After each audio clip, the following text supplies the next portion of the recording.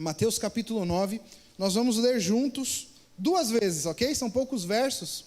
Eu quero que você leia comigo, para que você entenda a história, e depois a gente volta fazendo uma breve análise dessa história, pode ser?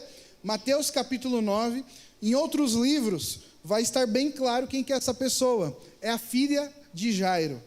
Aqui nós vamos estudar sobre a filha de Jairo. E talvez você pode pensar assim, eu já conheço essa história, já ouvi ela 1000 vezes. Mas eu espero que de hoje você consiga sair daqui com alguma lição diferente, com alguma análise diferente, porque a Bíblia se renova todos os dias. Vamos fazer então aqui a leitura. Mateus capítulo 9, versículo 18 nos diz: Enquanto essas coisas lhes dizias, eis que um chefe, aproximando-se, o adorou e disse: Minha filha faleceu agora mesmo, mas vem, impõe a mão sobre ela e viverá. Versículo 23. Tendo Jesus chegado à casa do chefe, e vendo os tocadores de flautas e o povo em alvoroço, disse: Retirai-vos, porque não está morta a menina, mas dorme. E riram-se dele. Mas afastado o povo, entrou Jesus, tomou a menina pela mão, e ela se levantou. E a fama deste acontecimento correu por toda aquela terra. Aqui é a história da filha de Jairo, muito clara, muito tranquila. Só que agora eu quero que você, junto comigo, faça uma análise versículo por versículo, e nós vamos tirar 5 lições deste texto. 5 lições deste texto. O primeiro versículo, leia comigo novamente. Versículo 18 diz: Enquanto essas coisas lhes dizia, eis que um chefe, aproximando-se, o adorou e disse: Minha filha faleceu agora mesmo, mas vem, impõe a mão sobre ela e viverá. Irmão, talvez você conheça alguém, talvez essa pessoa seja você, que está morto ou morta espiritualmente. Você talvez conheça alguém ou está vivendo algo que parece que é uma frieza espiritual tamanha que está morto. Talvez seja o seu filho, a sua filha, o seu sobrinho ou a sua sobrinha. Mas nessa manhã Deus quer te dizer: pai, mãe, irmão, quando Jesus aparece, ele ressuscita. Nós devemos ser assim como Jairo. Mesmo que tudo pareça que está morto, Jairo ele deixa muito bem claro: Jesus, vem comigo, minha filha está morta, mas se você for até ela, viverá. Sabe o que é interessante? Essa é a primeira ressurreição de Jesus na Bíblia. Jairo ainda não sabia que Jesus podia ressuscitar, mas Jairo confiava. Talvez o que nos falta, irmãos, é a falta de confiança naquilo que Deus pode fazer, nos milagres que Ele pode realizar. Você não precisa ver já ter acontecido para confiar que Jesus pode fazer. Mas se for da vontade dEle, irmão, se for da vontade dEle, vai acontecer. Minha obrigação e a sua é apenas buscar e entregar nas mãos dEle. E nós devemos ser assim como esse pai, que independente da situação, confiou em Jesus. Segunda lição, venha comigo agora para o versículo 23. Diz assim: Tendo Jesus chegado à casa do chefe, e vendo os tocadores de flauta e o povo em alvoroço, disse: Retirai-vos, porque não está morta a menina, mas dorme. Olha que interessante essa situação, irmãos. Você vê que ali tinham tocadores de flautas, ok? Existia um povo em alvoroço.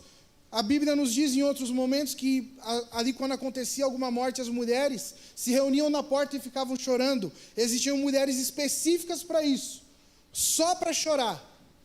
E os tocadores de flauta também. Sabe o que isso significa? Um velório. Já estava acontecendo um velório. Para aquele povo, essa era a tradição. Quando alguém morria, iam os tocadores de flauta na frente daquela casa. E as pessoas ficavam ali chorando pela morte que aconteceu. Irmãos, para o ser humano, já tinha acontecido a morte, já era um velório. Não tinha mais jeito. Mas o que acontece quando Jesus entra? Aquilo que estava morto ressuscita. Quando Jesus não cura, ele ressuscita. Irmãos, quando Jesus age, vai acontecer, independente das suas crenças. Muitas vezes, irmãos, vocês vão conhecer pessoas que para a maioria das pessoas vai dizer assim: essa já era. Está lá no mundão, está lá no carnaval, está bebendo, está farreando. Esse já era, não tem mais jeito. Mas quando Jesus entrar na vida dessa pessoa, ele vai ressuscitar a vida espiritual dela. E talvez eu esteja falando para alguém aqui nesta manhã que está passando por isso. Eu não sei quais as condições espirituais da sua vida ou da sua família, mas nessa manhã Jesus está nos dizendo, pode estar o mundo inteiro dizendo que já era, que não tem mais condições, que não tem mais jeito, mas eu sou o Cristo, eu ressuscito e eu curo. Nós devemos confiar no nosso Deus. Terceira lição, irmãos, nesta manhã, aqui eu acho muito interessante, que não chega nem a ser um versículo, a gente vai fazer uma leitura muito rápida, diz assim, e riram-se dele. E riram-se dele. A gente deixa passar desapercebido esse trecho. Mas você tem noção que riram de Jesus? Que riram de Jesus quando Jesus disse, ela não está morta, ela só está dormindo. Riram de Jesus. Sabe o que eu posso dizer para você, irmão, irmã? Vão rir de você. Quando você estiver pregando o evangelho, vão rir de você, vão brincar com você, vão fazer piada com você, vão desacreditar de você, mas se riram de Jesus, e você como discípulo, como um cristão, você acha que não vão fazer isso com você também? Cabe a mim e a você estarmos dispostos, a mesmo em meio a risadas, a gente desfazer essas risadas com o nosso testemunho, falando daquilo que Jesus fez na minha e na sua vida. Vão rir de você, se riram de Jesus, vão rir de você também, mas a minha missão e a sua, é continuarmos anunciando esse evangelho que nos salvou, enquanto nós estivermos aqui. Quarta lição desta manhã, já estamos caminhando para o final. Versículo 25 diz assim, mas afastado o povo, entrou Jesus, tomou a menina pela mão, e ela se levantou. Veja, para aquele povo daquela época, para os judeus, se um homem judeu, Jesus era um professor, um mestre, tocasse em um corpo que está morto, ele cerimonialmente estaria considerado impuro. Jesus estaria impuro porque eles não podiam nem chegar perto de um defunto. Só que Jesus, ele não está nem aí para as regras humanas. Jesus não está nem aí para as condições que nós impomos. Jesus não se importa com aquilo que você possa estabelecer na sua mente, como regra para que ele faça algo. Jesus não se importa. Ele vai até onde é necessário. Talvez você hoje esteja orando por alguém que já vai estar num bloquinho de carnaval daqui a pouco, ou que vai estar amanhã, ou segunda, ou terça, lá na Sapucaí, lá no Rio de Janeiro, e você pode pensar assim, Deus não vai ouvir a minha oração, ou seus familiares vão falar assim, para que você está orando por essa pessoa? Não tem mais jeito. Mas Jesus não se importa, ele vai buscar ela lá dentro, de alguma forma ele vai tocar com o seu espírito, o coração de quem você está orando, irmão. Talvez seja o seu que você precise de uma oração, de um ato de fé, um momento com Deus. Talvez você esteja orando por você, mas Jesus, ele pode te buscar onde for, seja num bar, seja numa tabacaria, aonde for. Durante essa Semana Santa eu vou tentar trazer alguns testemunhos aqui, vivos, pessoas de verdade, testemunhos reais. E vão ter testemunhos aqui, irmãos, que vai abalar a sua visão de agir do Espírito Santo. Ainda não combinei com a pessoa, mas se tudo der certo, ela vai vir, ela sempre vem. E você tem que se programar para estar aqui. Irmãos, Jesus, ele não se importa, ele resgata quem for e onde for, na onde for. E por fim, a última lição nesta manhã, versículo 26 diz, e a fama deste acontecimento correu por toda aquela terra. Irmãos, é minha e sua missão falarmos e testemunharmos de tudo o que acontece na sua vida, de tudo o que acontece na nossa vida. Se eu sentar aqui com todos vocês, um por um, e falar assim, irmão, me conta os testemunhos aí, fala o que Deus já fez na sua vida, eu tenho certeza que a gente vai passar horas aqui batendo papo, não é mesmo? Mas por que eu e você não falamos? Porque nós não contamos esses milagres às outras pessoas? Para muitos, a única Bíblia que vai ser lida é a minha e a sua vida.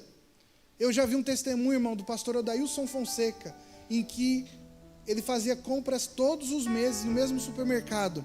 E a moça do caixa do mercado virou para ele e disse assim, você é adventista, né?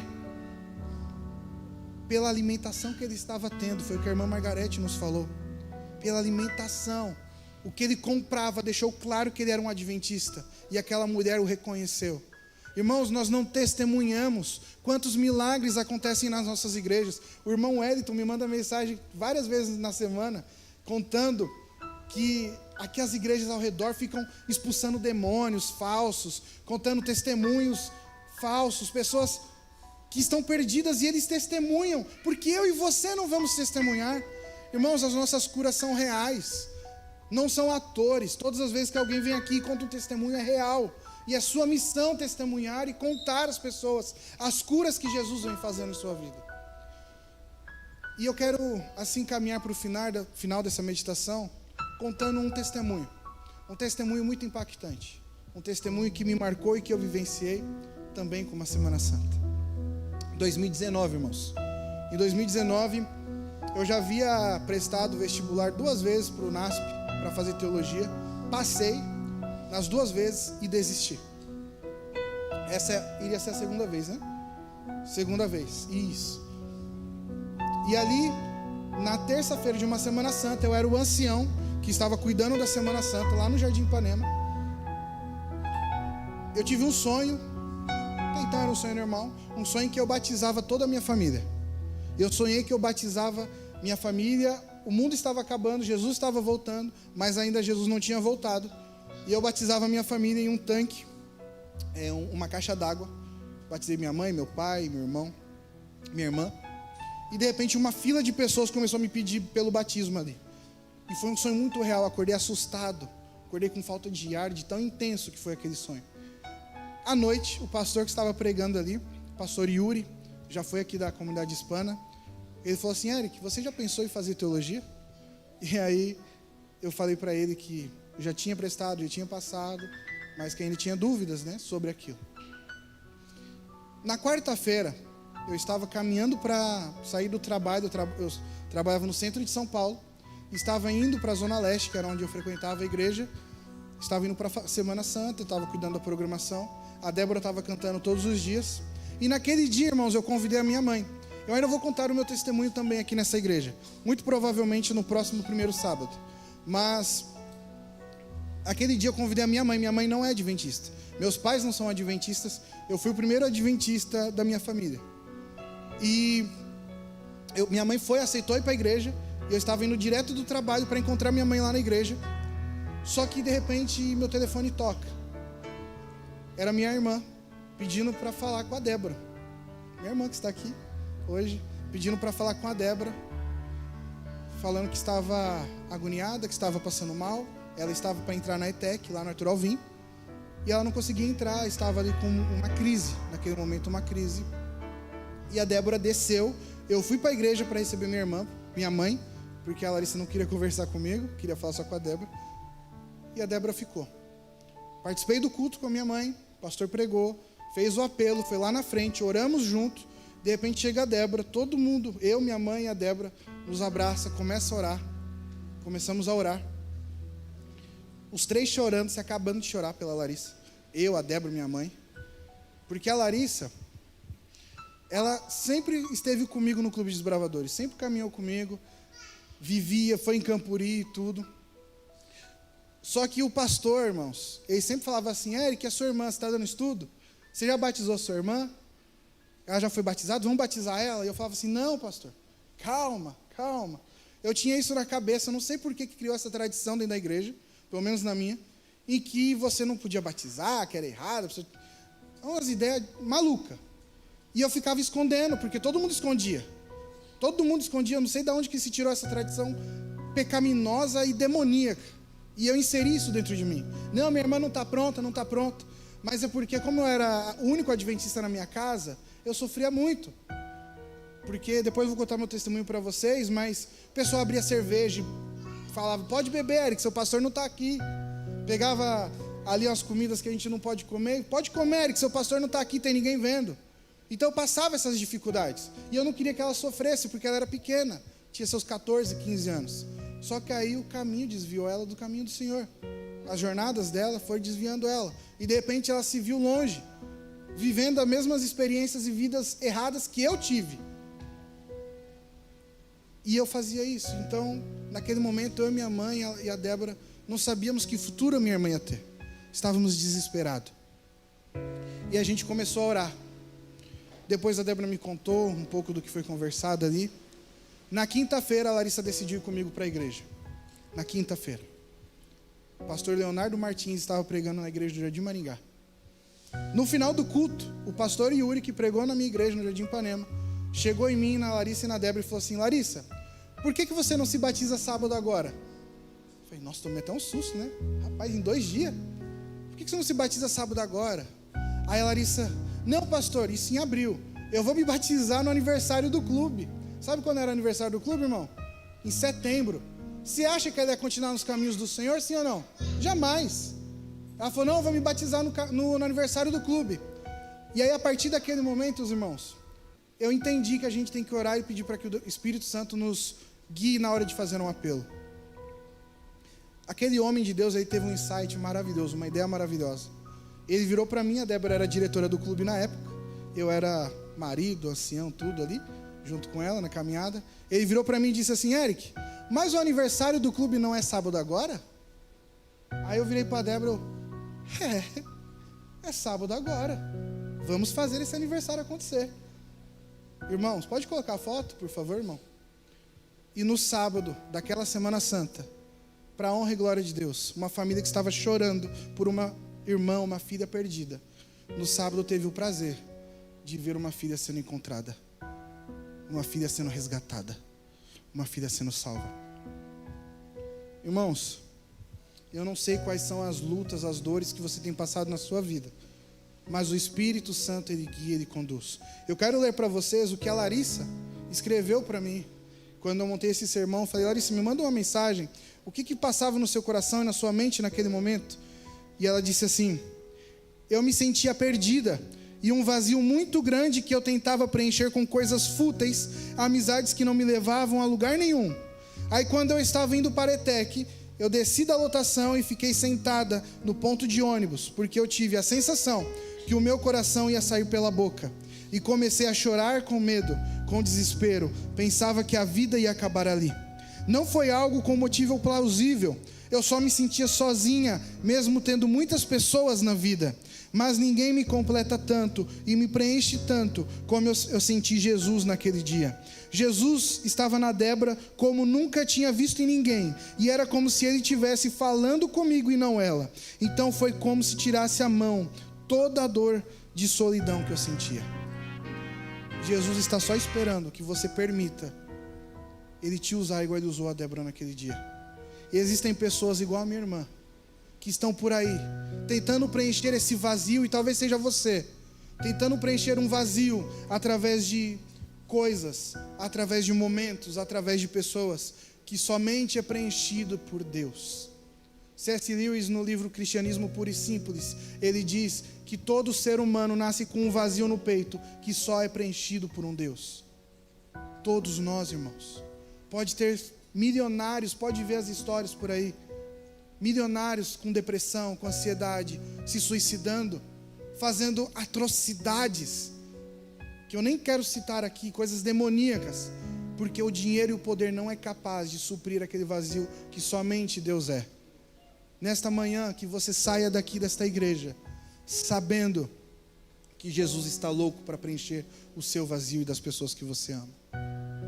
Que você não saia daqui, irmão, da mesma forma que você entrou, mas que você permita que o Espírito Santo fale e conduza a sua vida e de todos os que você ama através de você.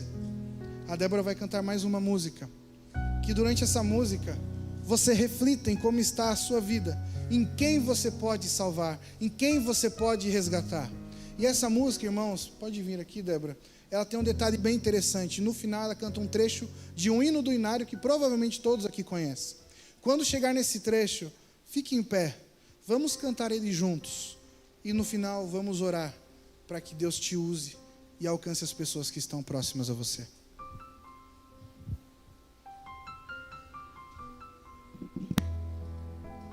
Isso.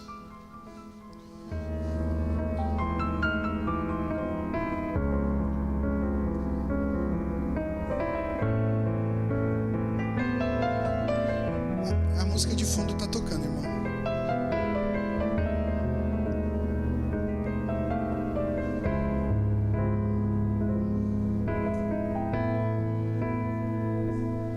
Pode voltar o hino, por favor? Irmãos, que você nesse momento reflita nessa letra. Essa letra ela traz muito bem claro o que foi pregado aqui. Essa letra ela vai te dizer que não importa se você está vivo ou morto, mas o importante é estar com o amor de Deus.